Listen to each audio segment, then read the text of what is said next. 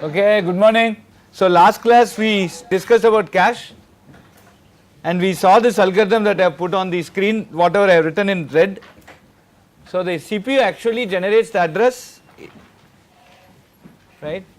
It gets converted into an effective address. So it generates a logical address, it gets converted into an effective address. For the current class, let us assume that there is no paging. So it generates an address and then this address is input into the cache memory, and if this address is available in the cache, we go and fetch it. This is called a cache hit. If the address is not available in the cache, then we go and fetch it from the RAM, put it into the cache and then consume it, then it is called a cache miss. And how do we go and check whether a particular address is there in the cache or not? We gave a very simple example of a 6-bit memory, whatever I am marking here. Let me use the green pen here. So in which and I have a 2-bit 4 location cache. So I use the last 2 bits to index into that location, and the first 4 bits as tag bits, as you see here. Okay. I am marking in red. The first 4 bits as tag bit, the last 2 bits are used to index into the location, and then there is a valid bit and an invalid a valid bit and a dirty bit for obvious reasons. We have discussed this in the last class, and every instruction set architecture, again I am marking in red here on your right hand top, has an instruction called invalidate cache, which will go and make the valid bit 0. So when I generate an address in this context, I take the last 2 bits and index into this location. If I find the valid bit to be 0, then it is a cache miss. If I find the first, that if the valid bit is 1, then some address is stored there. I take the first 4 bits, namely B2 to B5, and compare with the tag. If they match, then it is a cache hit, otherwise it is a cache miss, right. So this is how caches basically work. Now let us go and enhance this idea. So this is called a directly mapped cache or direct mapped cache, because there is nothing that I am translating here. I am just taking the direct address that is generated by the CPU, just using 2 bits and directly mapping it onto the cache. One of the serious disadvantage of this is that there is a lot of collisions, right. Collision in the sense 0, 4, 8, 12, 16, all these addresses collide, they are all stored in the same, if at all they are going to be stored in the cache, they should be stored in 0th location. So when 0 is there, I want to now access 4, 0 has to be taken out and 4 has to be put there. This is called collision, right. So in data structure course you would have learned hash function, right, and collision. This is a very trivial case of hashing. We can't do any, we don't want to do anything more than this, because it is done at an instruction level.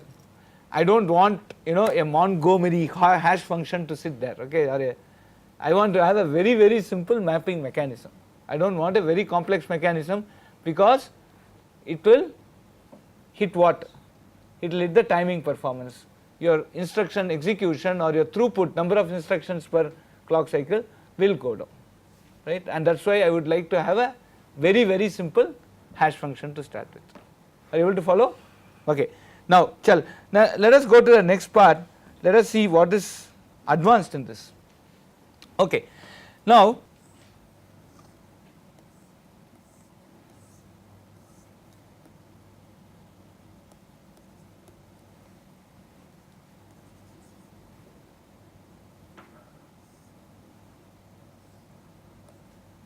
as you see here in the 0th location, 0, 4, 8, 12,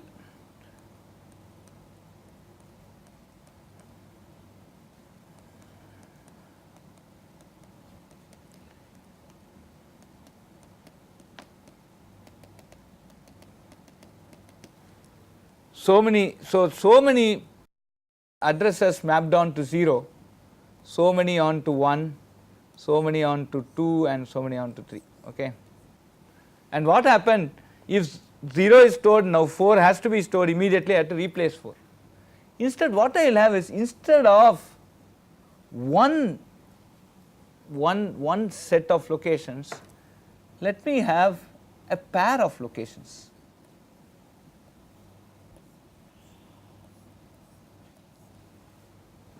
So these addresses, the 0, 4, 8, 12 can be either stored here or it can be stored here, right. Similarly 1, 5, 9, 13 can be either stored here or here, here or here, here or here. So this is called a two-way cache. How do you know, how do you implement it? Okay. So I take 0, suppose I take some address, let us say it is mapped on to this location, let us say some 16, 16 gets mapped on to this. If at all 16 is stored, it should be stored either here or it should be stored either here. So I know which line, so I told you, right, last class, this is called a cache line, right. I know which line this address could be stored, if at all it is stored. I go to that line and ask, array, is this address stored in your line? That means I am querying two memory locations concurrently and asking a question, is this tag bit, right, is the tag bit of, say, let us say 16, so what would be, so 2 bits, right, 16 is what, 1 0 0 0, let us say, right, this is 16, right, yes or no. So this is stored in location 0. So I will go and ask, is 0 1 0 0 stored as a tag in either this in this location or in this location. What do you mean by stored? The valid bit should be 1 and the tag should be 0 1 0 0. I am asking this question. So in the past you have seen several memories. Where do you ask such type of a question? If I ask such type of a question, what is that memory called? Content addressable memory or associative memory. Now each line here should be implemented as an associative memory. So I index into that line like a normal memory, because I take these two 0 bits and say I have to go and look into this location. The last 2 bits in this case point to that location. So it is like a normal memory there. After I get that line, in that line there are several sets, several versions of this memory. So I go and ask these fellows, hey, is my tag stored there? Is the valid bit 1 and my tag is stored? So there what I am asking whether a content, I am giving the content and asking whether that content is stored there. So horizontally this memory is implemented as a content addressable memory, vertically it is a normal memory. So each of these is called a way, right. So this is two-way, and since it is an associative memory, it is not a fully associative memory, it is associative on each of these, we call it sets, okay. So this is a two-way set associative cache.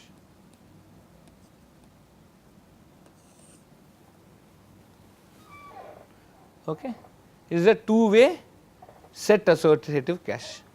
Modern processors will have something like four-way set associative cache.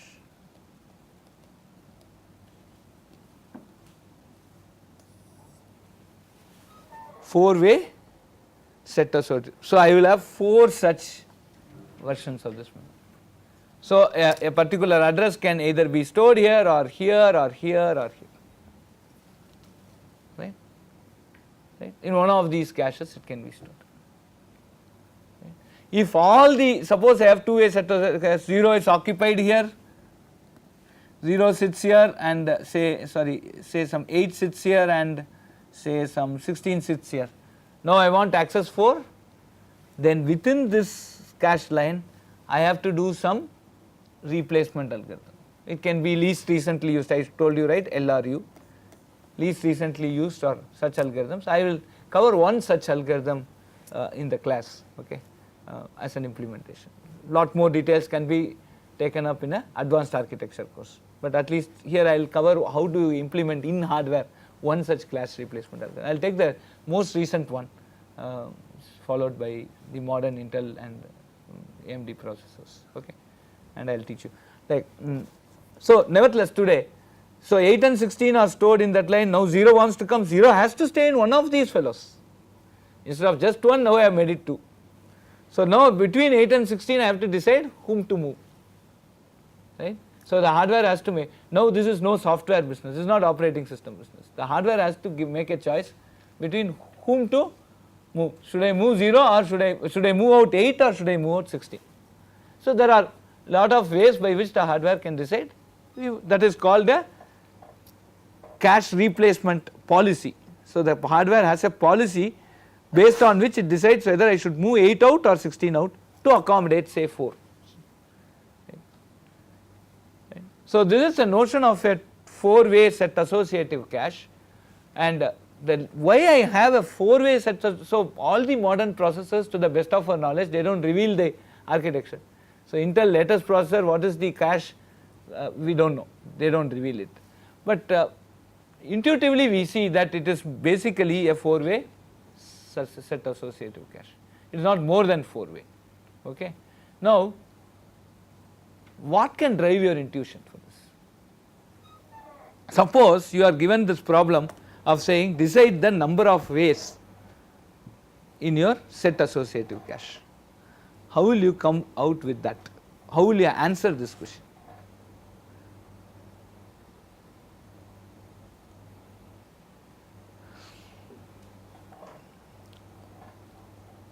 To be more specific, a 5-way will not yield any benefit, it may yield some very minuscule benefit. Beyond 4-way the incremental benefit is very less compared to the amount of power you are going to consume. Please note, if I have if I have content addressable memory, it takes lot of hardware, it consumes lot of power. Now it is not just one content addressable memory, for every line I have one content addressable memory. Are you able to follow? Right, yes or no, right.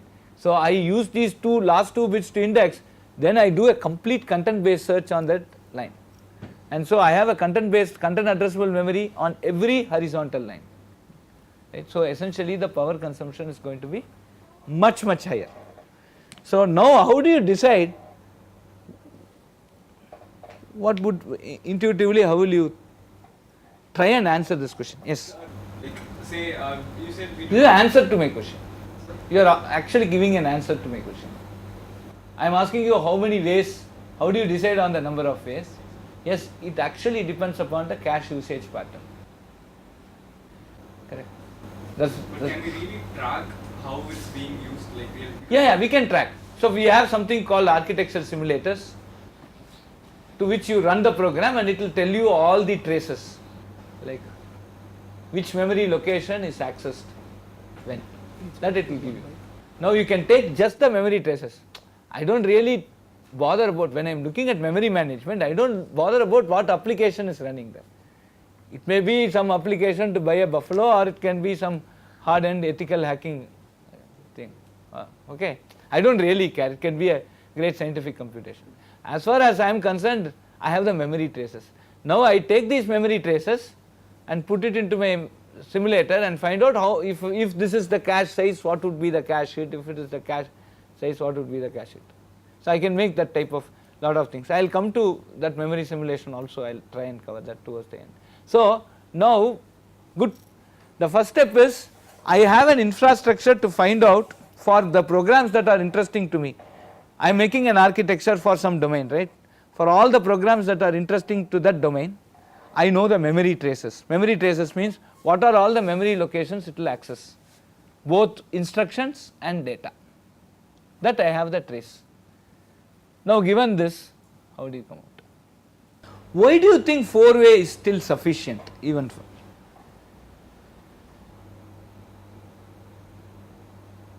So what will happen if I increase this? This is very short. So what will happen if I increase this? Come on, tell me, Kavya. What will happen if I make this more? suppose I make this 8, right, then this will become 3 bits, right, and this will become 3 bits, right. So what will happen, 0, the next fellow will be, this will go off, 0, next fellow will be 8, next fellow will be 16, next fellow will be 24, correct. So the distance between these addresses increase. That means what? Yeah. So for reasonable size program, normally you run program, everything would not be 4 GB, 100 GB, right? So everything would be small in size. So for reasonably, large programs, still the address spread will be so much that by the time your all the 4 ways get full, right? All the 4 ways get full, there will be no conflicts, right? So if I am looking at say some 512 MB cache, suppose I am looking at 512 MB, I am not, for example L3 cache, suppose I am able to get a 512 MB cache and it is 4 way also, correct. So 2 GB of cache itself I have on chip, suppose I have. Now what will happen, by the time that 4 ways get filled up, your program would have ended, meaning your size of the program will not be as large as filling up all the 4 ways of every line. Are you able to get this, right? So that is a very, very important thing. So what would happen is, first time when I am either fetching the instruction or fetching the data, it will be a miss, because it is there in the memory, it can't suddenly, its avatar cannot come in the cache. First time I am fetching from memory to the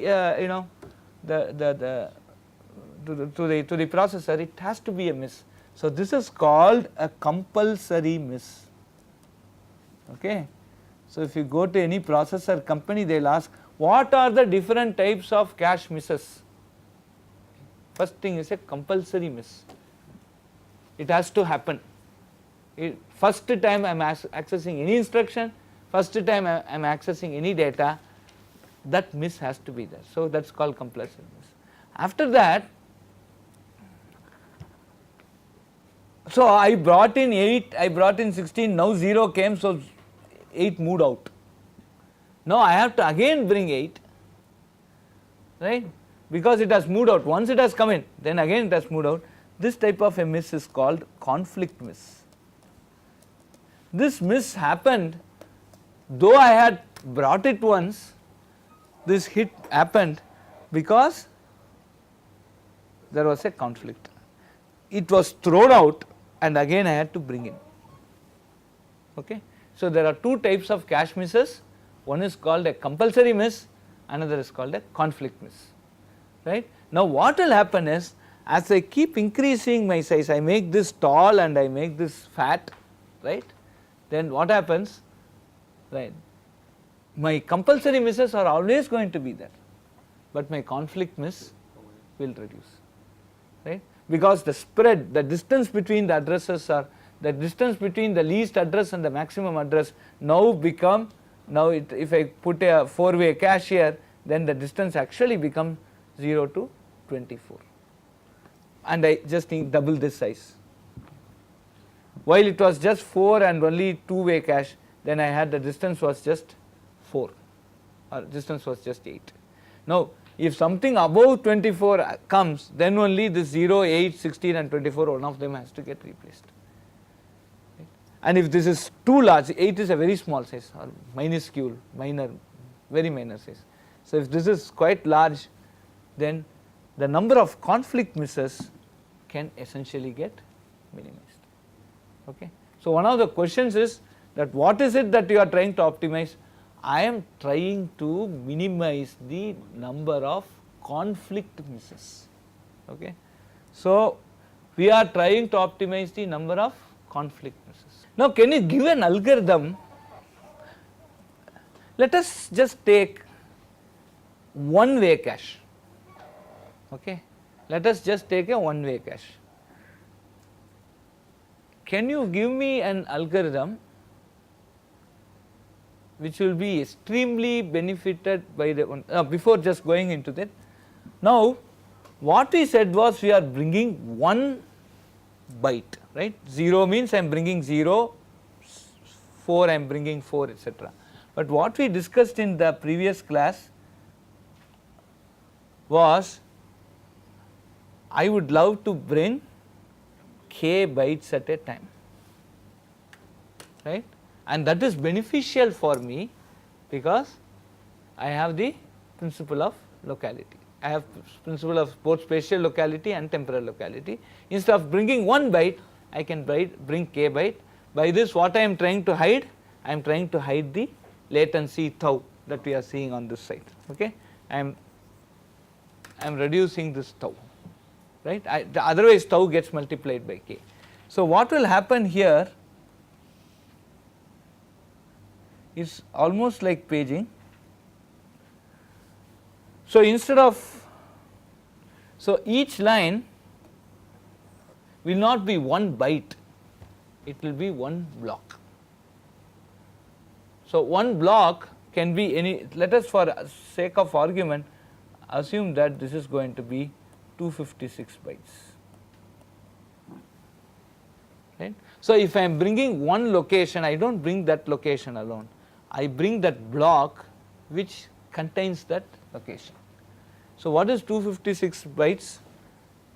What is 256? 2 power 8. So if I take a 32-bit address space, how many cache blocks it will have? It will have 2 power 24 cache blocks, correct? Each of 256 bytes. So if I generate an address, say B31, B30, B29 to B8, B7, B6 to B0, this whole thing will give me the cache block, which block it belongs to, right, and okay, right. So it can tell me which block it belongs to, right. These are not necessary for me. So and within this I will now have a, so let us say I have 4 fellows here, so 0, 1, 2, 3, right. So this first, this 24 bytes will tell me which block it is going to belong to. Now B8 and B9 will tell me between the 0, 1, 2, 3 where it will fit. So I will go, and what will be my tag bit? B31 to B10 would be my tag bit.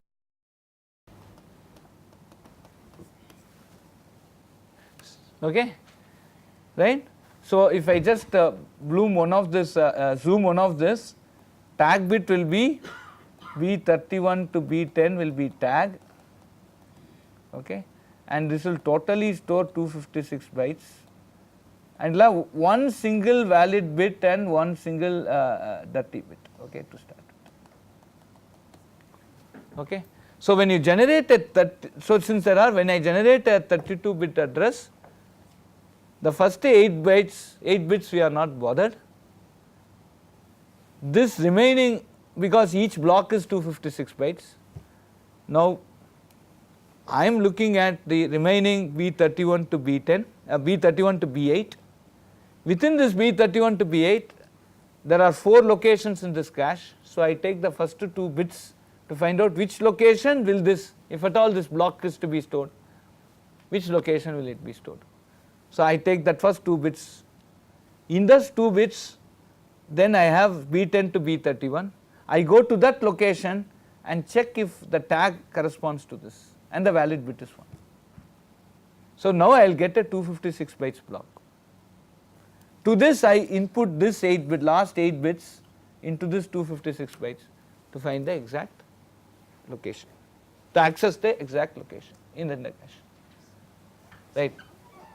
So what does the valid bit signify here? Valid bit says, you see, otherwise anything is valid, no, everything is 0 and 1, so everything is valid. So it's valid for the first address, is it? It is valid for the entire block. Oh, in this case the valid bit and dirty bit is for the entire block. So even if you go and change one location in that block, and when it has to be replaced, the entire thing has to be copied. So say we want to access some 10th instruction in this 256. You will the cache would only see 256 bytes. If you go and change anything in that, the whole thing is I told you, right? If 1000 liters of milk, 1 drop of cobra poison, you will call it only poison. Okay. So you go and say this entire 256 bytes, you go and change one bit, gone. You go and even write, see it's already storing 2, just to make fun you write 2 again, still that fellow will say it's dirty and then, okay, right. The moment you write into that location, a write access comes to the location, it becomes dirty. So when I replace, everything has to be written back. Okay. So let me just repeat once more so that you are very clear. We were dealing with 1 byte, now we are dealing with 256 bytes. Why I am dealing with 256 bytes? Because there is a latency hiding I am going to do, correct? I am going to hide latency, and it's very beneficial for me as of now, right? Because I have the notions of temporal and spatial locality that is given empirically proved on the programs. Okay. There is another thing that I am going to talk of little later, where without these type of block caches, the whole operating system will become defunct, meaning it becomes highly ineffective. I will tell about that later, but at least these 2 advantages we have. For that reason, what we do, if I want to bring one address, it is not there in the cache, I will bring the 256 bytes to which it is associated to. What do you mean by that association? A 32-bit address, the first 24 bits from the most significant bit will tell me which block it is.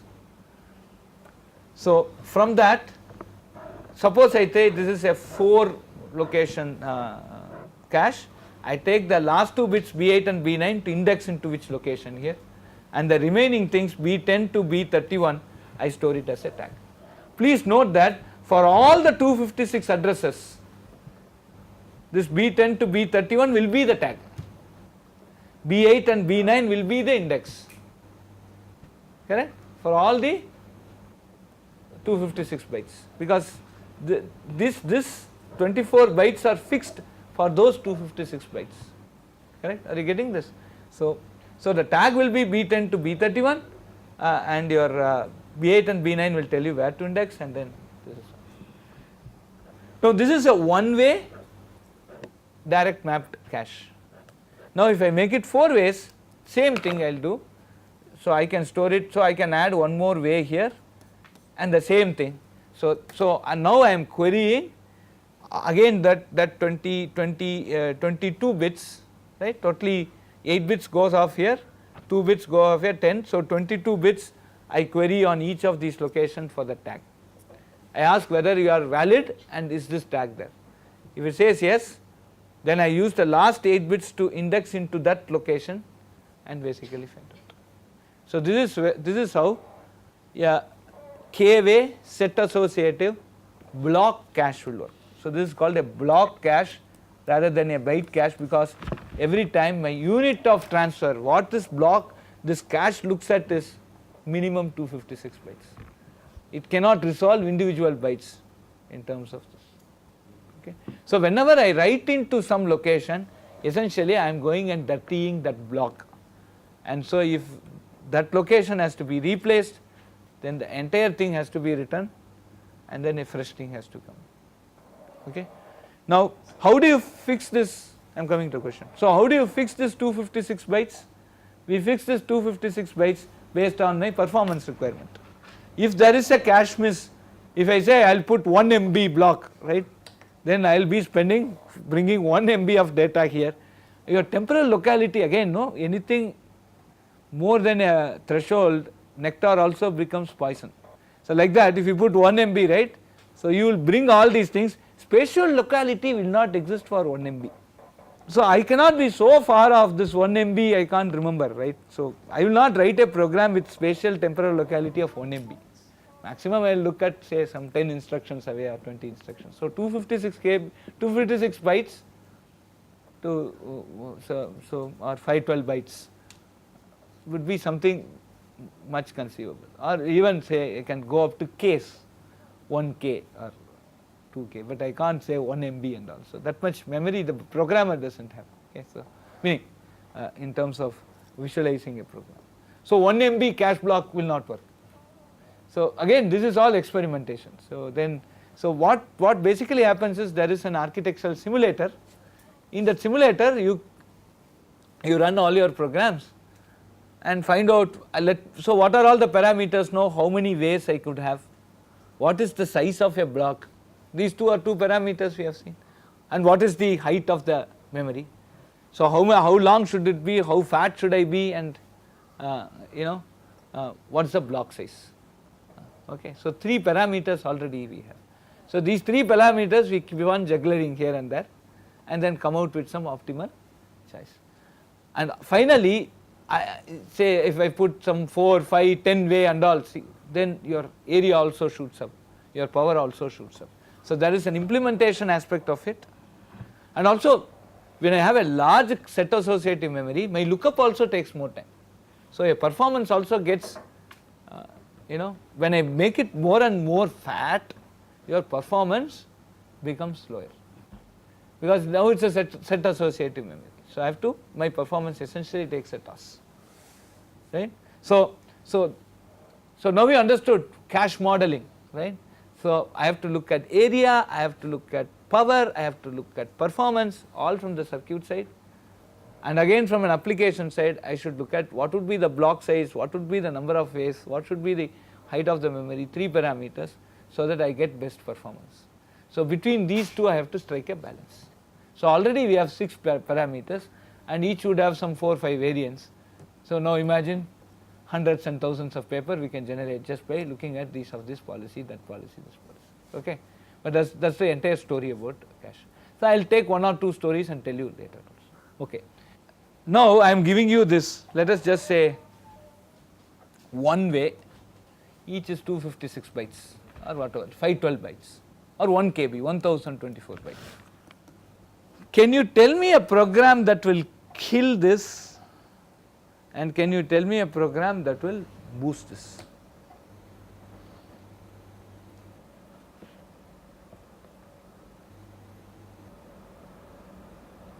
If at all I want to evaluate the performance, so I have put 1024 bytes 1 way.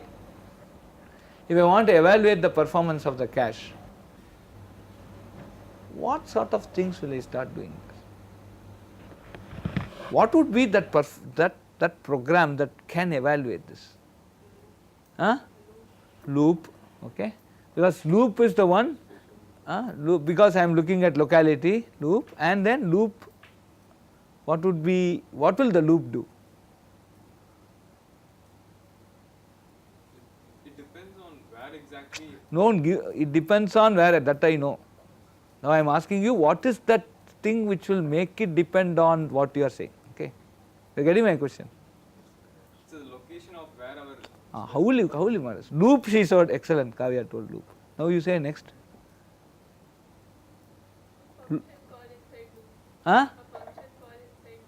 Function call inside loop. Will function, see, I want this to be killed. I am killing an essential cache infrastructure. So it should be something huge.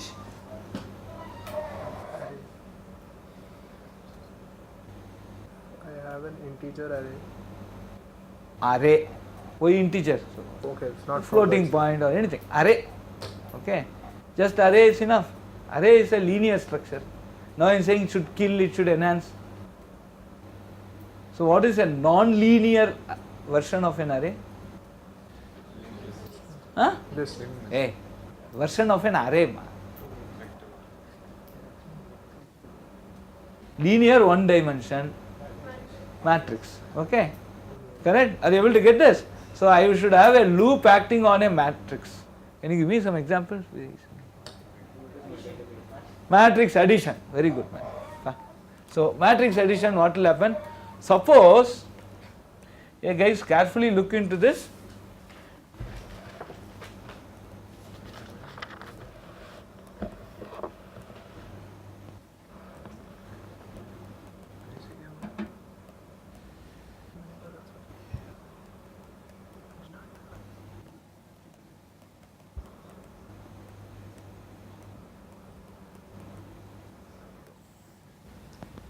Okay, this is what we do in matrix addition, right? Now can you guess? Now, how is a matrix stored in the memory? Linear. Row major order, that's one way. Column major order also. So what will happen?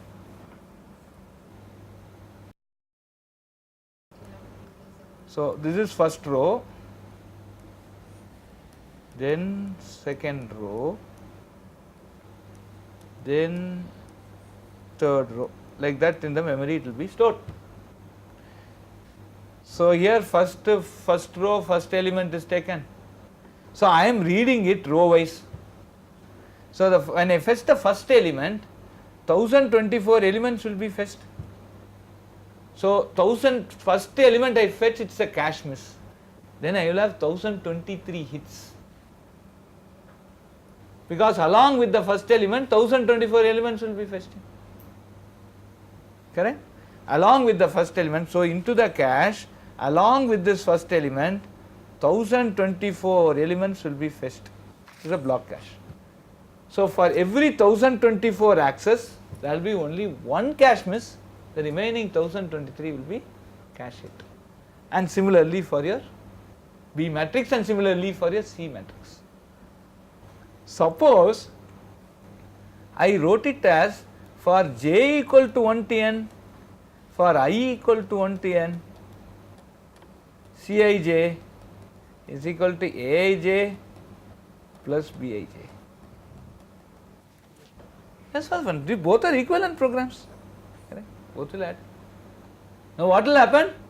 I will go and bring the first element, then that entire row will be brought. But I need the second column. I am accessed in this way. What will happen? Your matrix is accessed column wise. First element I will bring 1024 things inside, but none of them will be used. I want something else. Assuming this matrix is going to be a 10,000 by 10,000 matrix, which you see normally if you do weather modeling, you will see 10,000 by 10,000 matrix. First element I will bring 1024 fellows I would have brought in, but no use. It's a miss, and that 1023 data is also no use, because the next fellow is going to be in the next column. So this is the first element, this is the second element, none of this I am going to access. You are getting this? Okay. By the time I come back and come to this second element, for all my luck this would have gone off. There is a huge matrix that I am trying to access, so something else would have come and rewritten on this. Okay. So what will happen is, for every I can fine tune the size of the matrix in such a way that for every access I am going to get a miss. While here for there is only one, every one miss I have 1023 hits. The same program, same functionality, it depends on who? It depends on the compiler, whether it is going to affect a column wise column major storage or a row major storage. If it does a column major storage and you access, if I do a column major storage and access it row wise, or if I do a row major storage and access it column wise, then I am going to have a big soup. Correct? So this is what we mean by a compiler optimization, impact of compiler on the architecture. Where does the compiler and architecture talk with each other? This is one more very interesting example. Are you able to follow? So we have talked about static instruction scheduling, dynamic instruction scheduling. We said compiler can be dud, compiler has to be extremely intelligent, right? In static instruction scheduling, compiler has to be intelligent. In dynamic instruction scheduling, compiler can be dud, right? Okay. Now here, compiler also depends upon the architecture. So if you ask a question, why in a processor company like IBM, Intel, etc., why there is a compiler team, what are their works? Of course they have to write compiler which will translate, but more than translation there is something called architecture optimization. There are a lot of architecture optimization topics which you will learn in the compiler course. But one such thing, because we are talking about memory management here, is that the compiler should know, should allocate and drive the code like this, right, should allocate the memory in the same way as it is driving this. If arrays, the compiler by chance is storing the arrays as column wise, then when it is compiling these two, it has to swap this j and I to see that there is a better response. Are you able to understand? So how the compiler and the architecture, if they fight with each other, if they don't know about each other, then we may go into a toss, right. It may take years to execute this, but if I know each other and I want to work by, then what happens? Then it can do a good job. Okay. So this is one very interesting and important example about the interaction of a compiler with a architecture. We will take it forward. See, what I want is please revise these things, because this cache has so many things. Tomorrow I will talk about inclusive, exclusive cache, and slowly we will make this topic another 2-3 days. You need to have the continuity. Please understand what I have taught now. Thanks.